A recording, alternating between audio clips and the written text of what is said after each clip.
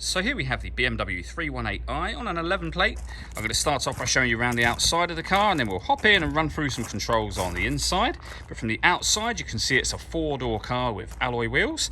Let's start off inside the boot and then work our way around the rest of it from there. As we approach the back of the car, you can see we have reversing sensors and plenty of boot space as well.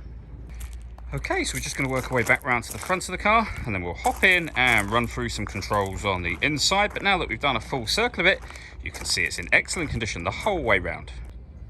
Just briefly before we climb in, I think it's well worth seeing the interior from this exterior point of view. There's plenty to run through on the dashboard, so let's hop in and we'll do that now.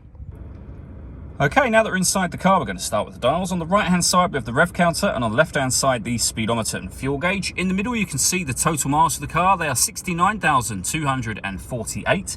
You can change information displayed above that by pressing a button on the end of the indicator stalk for various bits of trip computer and fuel economy information. We back out to the steering wheel. We have stereo controls available on there, and then underneath here cruise control for the car as well.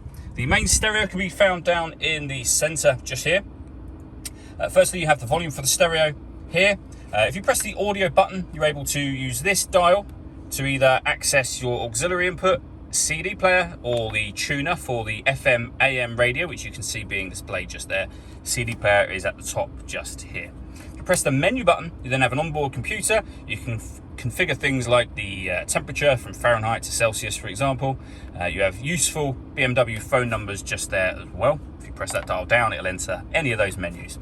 Below that, we then have dual zone climate control. So you can adjust the passenger temperature. Same for the driver. You can increase, decrease the fan speed. You can determine what direction you'd like the air to be distributed in. The air conditioning is on at the minute. This button turns it off or back on again. Or you can hit auto. The car will now take control of the fan speed and the direction of the air to maintain those temperatures. Press auto again and you'll go back to whatever setting you had it on previously. Underneath that, we have a 12-volt charging socket and some storage, and then a 6-speed manual gearbox. All that leaves me to say is thank you for taking the time to watch this video. If you'd like to come and see the car in person and have a test drive, please feel free to give us a call here at Surrey Specialist Cars. We'd love to hear from you soon.